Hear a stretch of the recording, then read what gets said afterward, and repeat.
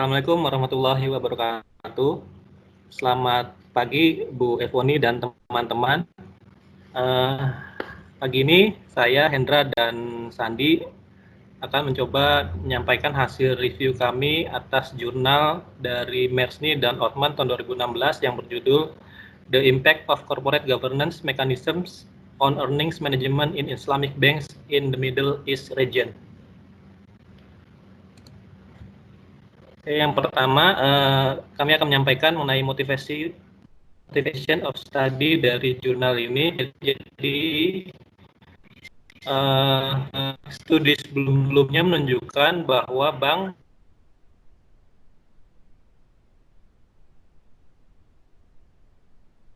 Rajan, lalu peneliti berpendapat bahwa konsep manajemen laba bertentangan dengan nilai-nilai etis dan moral yang menjadi dasar dari perbankan Islam dan harus dicegah perilaku diskresioner serta membatasi praktik tidak etis seperti manipulasi akuntansi. Kemudian ada penelitian yang menyatakan bahwa perbankan Islam mirip dengan perbankan konvensional terkait dengan adanya asimetri informasi dan konflik kepentingan yang dapat mengarah pada perilaku oportunistik yang bertentangan dengan aturan Islam.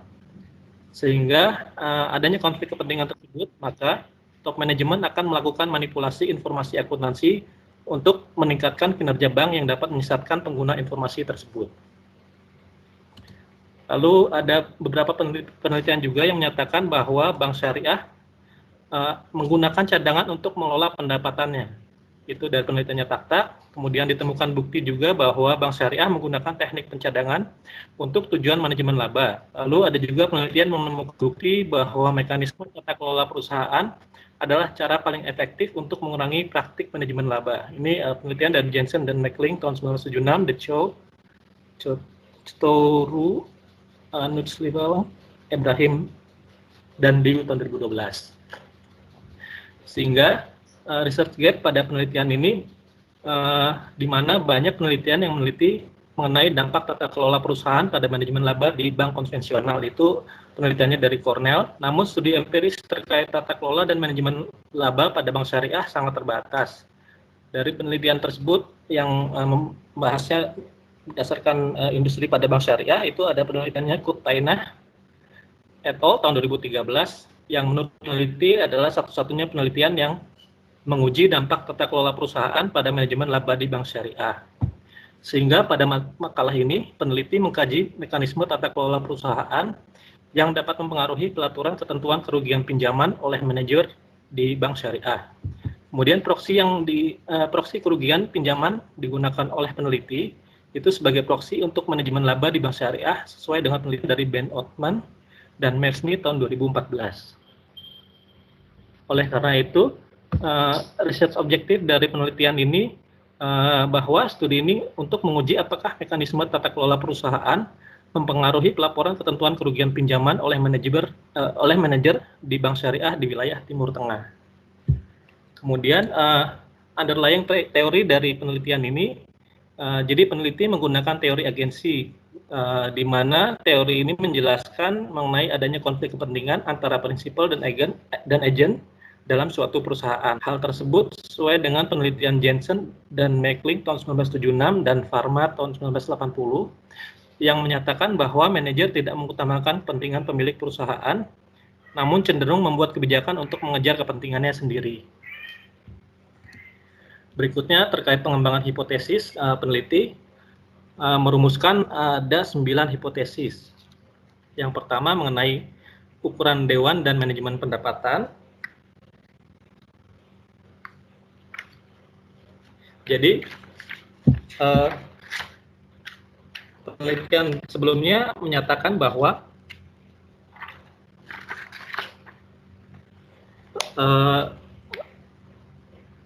terdapat beberapa penelitian berpendapat bahwa ukuran dewan yang besar adalah mekanisme yang efektif dalam memantau manajer. Seperti penelitian Chotoru et al. Tahun 2001 yang mengkonfirmasi fakta bahwa board yang lebih besar itu lebih efektif. Mereka menegaskan bahwa board yang lebih besar dapat membatasi kegiatan manajemen laba. Konsisten dengan penelitian tersebut, Davidson dan Dadal juga mengungkapkan bahwa board yang besar berhubungan dengan tingkat accrual diskresioner yang lebih rendah. Kemudian penelitian Dalton et al. Dan Pesno et al. Membuktikan bahwa dewan direksi yang besar berhubungan dengan adanya keahlian yang lebih besar yang memperkuat kapasitasnya untuk mengendalikan dan mengawasi tindakan manajer. Sebaliknya, Jensen tahun 1993 berpendapat bahwa jumlah direktur merupakan faktor penting yang mempengaruhi efektivitas dewan. Dia menegaskan bahwa ketika dewan melampaui atau melebihi dari 7 atau 8 orang, mereka cenderung berfungsi secara efektif dan lebih mudah bagi CEO untuk mengendalikan. Oleh karena itu, hasilnya menunjukkan bahwa dewan yang kecil itu lebih meningkatkan kinerja perusahaan dan secara efektif dapat mengontrol tindakan CEO. Sehingga dengan adanya hasil penelitian yang positif dan negatif mengenai ukuran dewan ini, maka peneliti merumuskan untuk hipotesis pertamanya, terdapat hubungan antara ukuran dewan dan ketentuan kerugian pinjaman diskresioner di bank syariah. Lalu yang kedua mengenai komposisi dewan dan manajemen pendapatan, terdapat penelitian yang menyatakan bahwa independent board dapat secara efektif mengontrol tindakan manajer dan mereka dapat bertindak secara independen dan objektif dalam proses pengawasannya berdasarkan penelitian Fama 1980 dan Fama dan Jensen tahun 1983. Lalu dewan yang didominasi oleh orang luar atau pihak luar dari bank dikatakan dalam posisinya itu adalah lebih baik untuk memantau dan mengendalikan tindakan manajer. Jadi dewan independensi adalah metode yang lebih baik dari pengawasan manajemen dalam mencegah penipuan laporan keuangan dan karenanya membatasi praktik manajemen laba berdasarkan penelitian McKinsey tahun 1996. Sehingga hipotesis keduanya dirumuskan yakni terdapat hubungan negatif antara independensi dewan dan ketentuan kerugian pinjaman diskresioner di bank syariah. Kemudian yang ketiga mengenai struktur kepemimpinan dan manajemen laba. Jadi berdasarkan teori stewardship ditunjukkan bahwa ketika CEO juga adalah merangkap sebagai ketua atau pimpinan, ini akan mengurangi konflik kepentingan antara dewan direksi dan manajemen perusahaan. Berdasarkan penelitiannya Rehman dan Dalton tahun 1991. Kemudian ada yang berpendapat bahwa dualitas CEO itu meningkatkan kinerja perusahaan dan berkontribusi pada efektivitas dewan. Yang lainnya menyatakan bahwa dualitas CEO dapat mengurangi praktik manajemen laba dan meningkatkan kualitas laba. Sehingga hipotesis yang ketiga adalah terdapat hubungan positif antara dualitas CEO dan ketentuan kerugian pinjaman diskresioner di bank syariah. Lalu yang keempat mengenai komite audit dan manajemen laba. Jadi menurut Beasley, Carcelo, Daniel, dan Lan dan Liu berpendapat bahwa komite audit berperan dalam pemantauan dan pengawasan terhadap tindakan manajemen dan pengendalian perilaku diskresi dari manajer. Kemudian Chen juga berpendapat bahwa komite audit efektif dan mampu untuk mengurangi praktik manajemen laba di bank. Sehingga hipotesis yang keempat yaitu terdapat hubungan negatif antara komite audit dan ketentuan kerugian pinjaman diskresioner di bank syariah. Kemudian yang hipotesis kelima, menurut Clay et Omri tahun 2011, pemegang saham dominan memiliki kemampuan yang lebih besar untuk mengendalikan proses pelaporan keuangan, sehingga dapat mengelola pendapatan untuk memuaskan kepentingan mereka sendiri.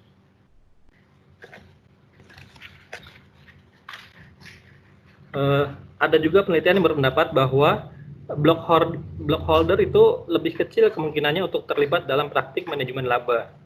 Pemegang saham dalam tipe ini itu memiliki peran pengawasan yang lebih baik dalam perusahaan dan dianggap sebagai mekanisme tata kelola perusahaan yang efektif dalam mengurangi biaya agensi, mengendalikan dan mengurangi diskresi manajer, dan menjaga kepentingan semua pemegang saham. Sehingga hipotesis yang kelima adalah terdapat hubungan antara konsentrasi kepemilikan dan ketentuan kerugian pinjaman diskresioner di bank syariah. Lalu berikutnya mengenai kepemimpinan, manajemen, dan manajemen laba. Jadi, menurut Kim dan Yi, tingkat kepemilikan manajemen yang tinggi dapat mendorong orang dalam dapat mendorong orang dalam untuk memanipulasi discretionary accrual untuk meningkatkan laba, sehingga bertujuan untuk meningkatkan nilai kepemilikan saham mereka sendiri. Sebaliknya, Yang et al. Berpendapat bahwa ketika orang dalam memiliki saham kepemilikan di perusahaannya, kepentingan manajemen dan pemegang saham cenderung selaras, dan oleh karena itu, insentif untuk mengelola informasi akuntansi akan semakin berkurang. Sehingga hipotesis yang keenam adalah terdapat hubungan antara kepemilikan manajemen dan ketentuan kerugian pinjaman diskresioner di bank syariah. Berikutnya yang ketujuh, mengenai karakteristik Dewan Syariah dan manajemen pendapatan. Jadi studi sebelumnya menunjukkan bahwa keberadaan SSB di bank itu adalah sangat penting, yakni untuk memastikan integritas dan kredibilitas bank syariah menurut Ginena dan Hamid 2015, sehingga dapat menciptakan kepercayaan antara bank dan para pemangku kepentingannya dengan menyebarkan informasi yang relevan dan cukup tentang operasi dan kinerja bank tersebut. Kemudian ada literatur tentang bank syariah yang menunjukkan bahwa ukuran Dewan Syariah adalah mekanisme efektif yang mencegah perilaku oportunistik, dan Dewan Syariah yang lebih besar itu lebih efektif daripada yang lebih kecil. Ini menurut Kutainah et al. Tahun 2013. Sehingga hipotesis yang ketujuh, terdapat hubungan antara Dewan Pengawas Syariah dan ketentuan kerugian pinjaman diskresioner di bank syariah.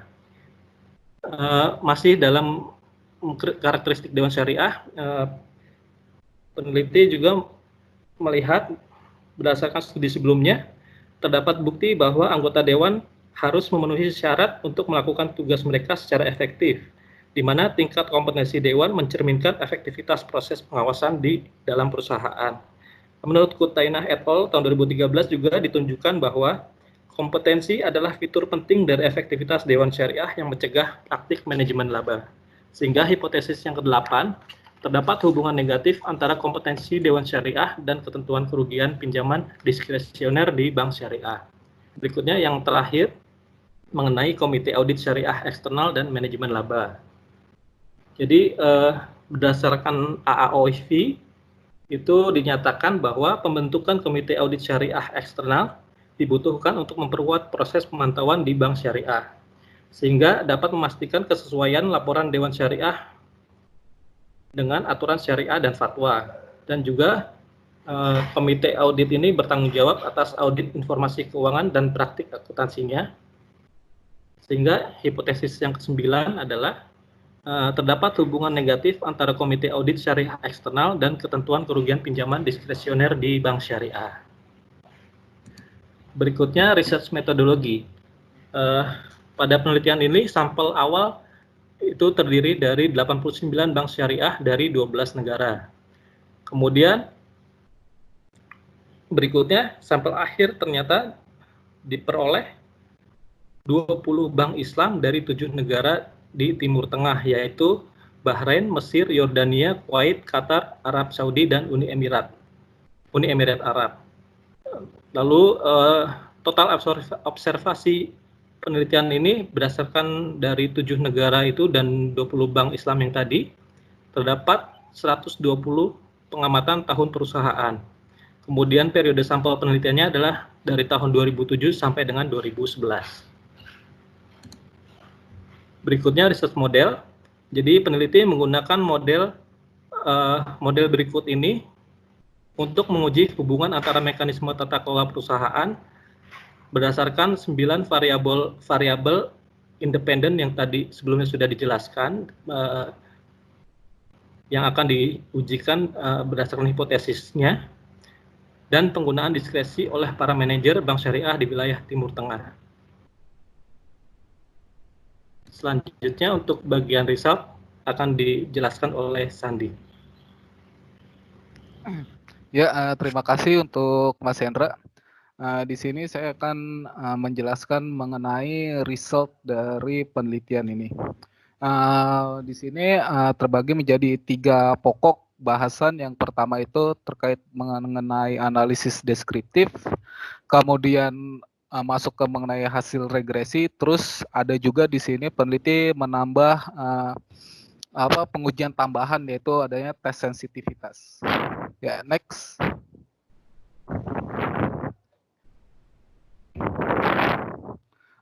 Di sini kita akan melihat mengenai analisis deskriptif dari sampel yang peneliti telah dapatkan. Di sini kita bisa melihat dari angka min-nya. Saya akan berusaha untuk menjelaskan satu persatu. Yang pertama itu mengenai DLLP, yaitu rata-rata provisi kerugian pinjaman diskresioner. Ini diukur sebagai nilai residual dari persamaan yang pertama. Itu kita bisa lihat di dalam paper. Ini menunjukkan nilai rata-ratanya itu 0, di mana nilai minimalnya itu menunjukkan angka 23% dan maksimalnya adalah 7,25%. Kemudian untuk yang kedua itu sudah mulai mengukur masalah dewan yang ada di perbankan syariah.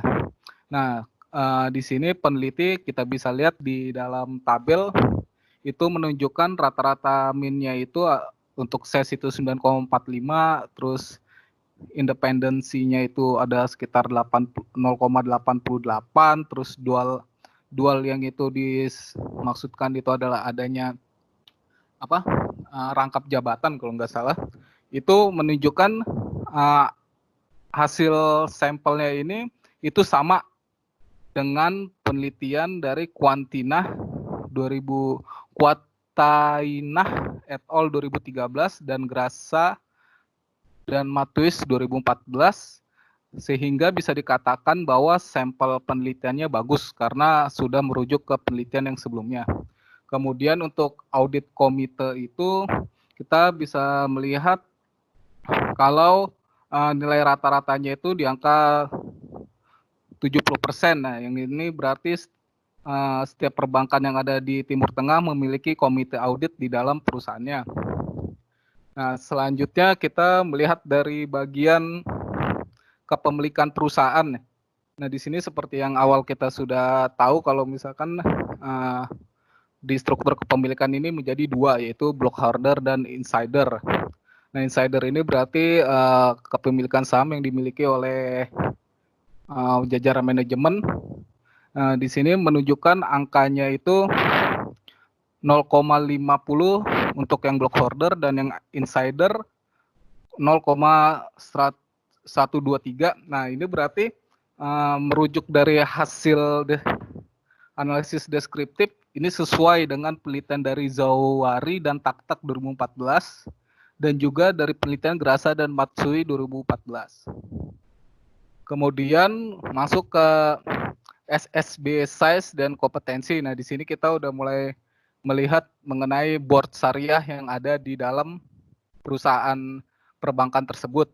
Nah, untuk ukuran dewan syariah sebagian besar mengikuti rekomendasi dari AAOIV, dan untuk untuk kompetensi dari dewan syariah tersebut yang mengerti masalah akuntansi itu menunjukkan 34,96% dewan syariah telah mengerti akuntansi. Nah, ini sebenarnya suatu kemajuan karena di penelitian sebelumnya kita bisa lihat kalau misalkan tingkat kompetensi terhadap akuntansinya itu kalau nggak salah itu sekitar 10% seperti itu. Kemudian yang terakhir ini untuk variabel independennya yaitu adanya eksternal syariah audit komite. Di sini terlihat bahwa sebanyak 60% perbankan syariah di negara Timur Tengah menggunakan komite audit syariah yang ada dari luar. Next, Mas Hendra, tolong.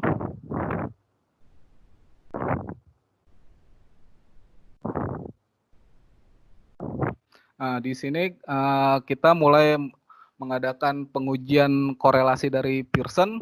Nah, dari hasil korelasi Pearson menunjukkan bahwa mayoritas korelasi antara variabel independen yang menggunakan dummy tidak terlalu tinggi.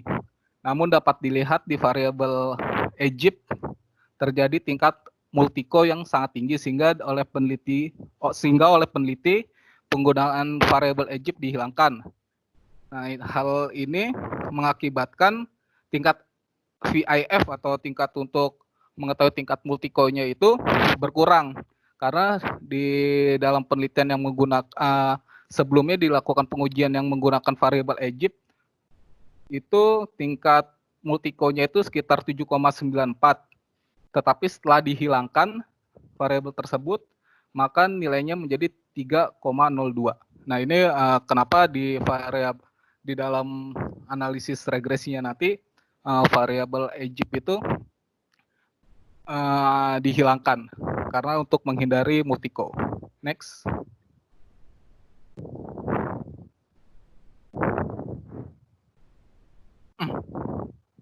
Nah, di sini kita bisa lihat dari hasil regresi ya. Sebenarnya kita bisa lihat tabelnya terlebih dahulu yang ada di dalam paper. Nah, seperti yang tadi saya sudah katakan, kalau misalkan variabel Egypt itu dihilangkan, tapi yang di sini yang menarik itu adalah variabel Bahrain. Itu saya tidak tahu kenapa tidak digunakan oleh peneliti.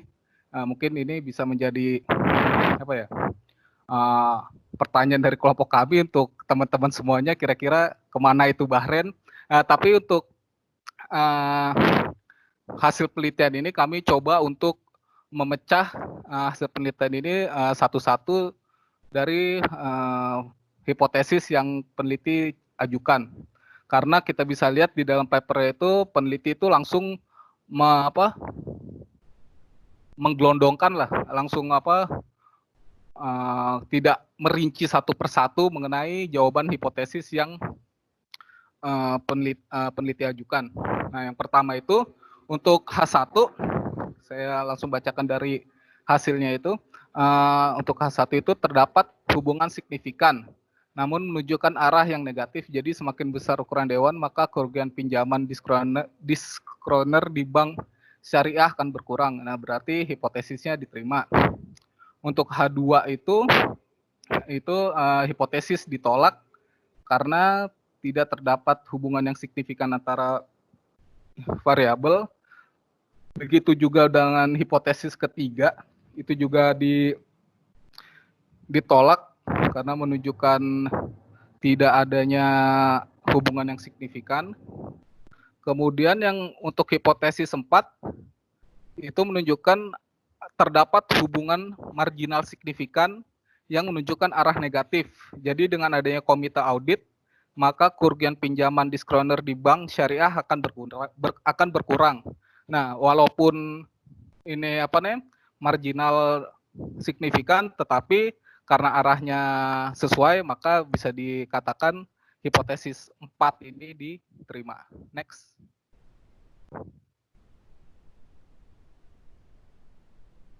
Nah, untuk hipotesis 5 itu yang hipotesis 5 dan 6 yang menguji masalah tingkat kepemilikan. Yang pertama itu masalah konsentrasi kepemilikan yang dimiliki oleh blockholder. Terus hipotesis 6 yang dimiliki oleh insider atau kepemilikan manajemen. Itu kedua-duanya itu untuk hipotesis 5 dan hipotesis 6 itu hipotesisnya ditolak karena tidak terdapat hubungan yang signifikan. Kemudian untuk hipotesis 7 ini kita bisa lihat di dalam paper itu walaupun signifikan, namun arah dari hasil penelitian itu berbeda. Jadi dengan kata lain hipotesis ini tidak sesuai dengan hasil penelitian ini tidak sesuai dengan hipotesis yang peneliti ajukan. Jadi hipotesis ini ditolak.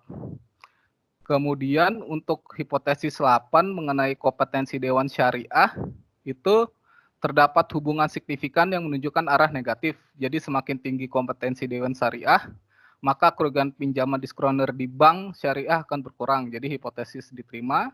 Kemudian untuk hipotesis ke-9 yang meneliti masalah komite audit syariah eksternal itu menunjukkan terdapat hubungan signifikan yang menunjukkan arah negatif. Jadi dengan adanya komite audit syariah eksternal, maka kerugian pinjaman diskroner di bank syariah akan berkurang sehingga hipotesis diterima. Next.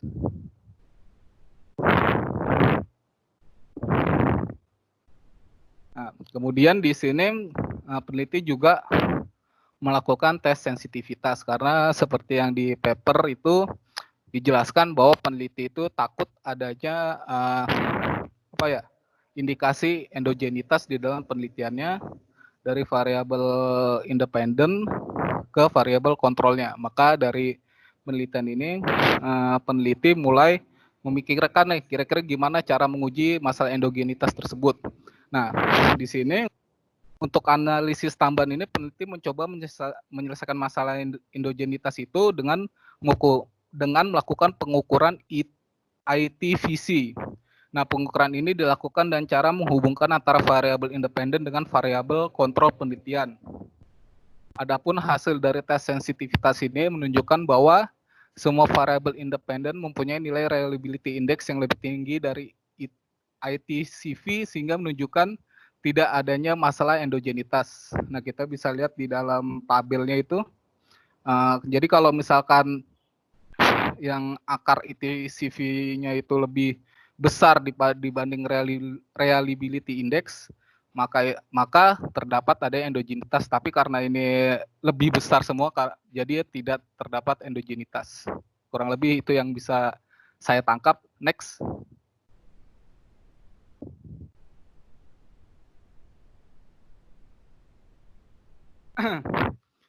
Kemudian untuk hasil penelitian, hasil penelitian ini menjadikan suatu kesimpulan yang peneliti ambil. Nah, yang pertama itu kesimpulan yang peneliti ambil itu adalah dewan direksi yang lebih besar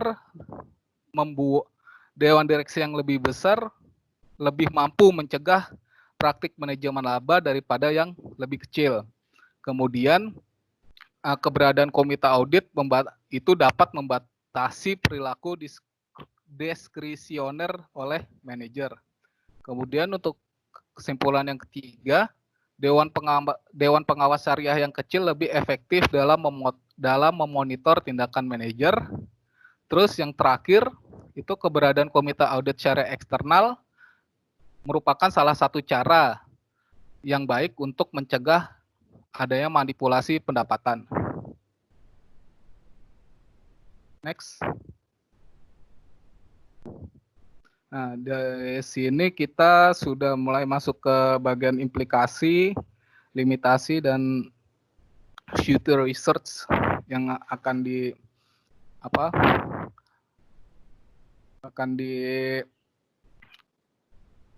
sarankan oleh peneliti. Yang pertama itu untuk implikasi itu ini secara praktis yaitu memberikan informasi yang berguna bagi pemegang saham yang memungkinkan mereka untuk memperkuat proses pengawasan dan membatasi perilaku diskresioner manajer. Kemudian untuk limitasi penelitian ini, peneliti mengklaim bahwa penelitian ini menggunakan sampel yang relatif kecil, mengingat bahwa data tidak tersedia untuk semua bank syariah. Jadi kurang lebih dengan adanya limitasi ini, peneliti mengklaim bahwa penelitian ini tidak bisa digeneralisir. Kemudian untuk penelitian selanjutnya atau future research, yang itu ada dua kalau saya lihat. Yang pertama itu yang disarankan oleh peneliti itu adalah memperluas sampel ke semua lembaga Islam yang ada di wilayah MENA. Kemudian yang kedua adalah menyelidiki dampak dari tingkat pengungkapan ke tata kelola perusahaan pada manajemen laba di bank syariah. Seperti itu. Kemudian untuk critical review, yang pertama itu terkait masalah pandangan umum dari paper ini. Yang pertama itu peneliti ini sebenarnya penelitian ini baik ya, karena dari penelitian ini bisa tembus ke jurnal yang kualitasnya Q2. Jadi dengan kata lain penelitian ini cukup baik lah, seperti itu. Kemudian yang kedua itu penelitian ini sebenarnya bukan penelitian pertama yang meneliti masalah BCG dengan earning management di lingkup perbankan. Namun menurut kelompok kami dengan penggunaan ukuran earning management yang ditunjukkan oleh ketentuan kerugian pinjaman diskresioner atau DLLP merupakan sesuatu yang baru. Nah, karena kalau saya lihat di Google Scholar lah, seperti itu, penelitian mengenai earning management itu biasanya dilakukan dengan menggunakan variabel dummy saja. Itu jadi peneliti biasanya ingin melihat ada atau tidak di satu perusahaan itu mengindikasikan adanya earning management. Jadi menurut kami penelitian ini bagus. Kemudian yang ketiga itu penelitian ini menggunakan sampel penelitian dari beberapa negara sehingga dapat menangkap fenomena yang terjadi di region Timur Tengah, namun belum bisa digeneralisir secara global. Nah, mungkin kalau misalkan kita ingin meneliti terkait perbankan syariah yang ada di Timur Tengah, kita bisa mempertimbangkan paper ini sebagai rujukan karena di perbankan syariah yang ada di Timur Tengah itu sebagian besar dijadikan sampel penelitian oleh peneliti ini. Nah, kemudian untuk yang terakhir itu kita bisa melihat dari referensi yang peneliti gunakan, kita bisa lihat kalau misalkan ada kurang lebih sekitar 6 lembar kalau tidak salah referensi yang peneliti gunakan, dan itu menunjukkan bahwa penelitian ini sangat mendalam ya, sangat mendalam, dan terlihat kalau misalkan dengan banyaknya referensi ini, peneliti itu banyak melihat dari berbagai sudut pandang untuk menghasilkan penelitiannya. Selanjutnya, next. Nah, di sini membahas mengenai kritiknya. Yang pertama itu, menurut kelompok kami, kritik untuk paper ini adalah peneliti dalam penelitiannya kurang informatif dalam menyampaikan informasi.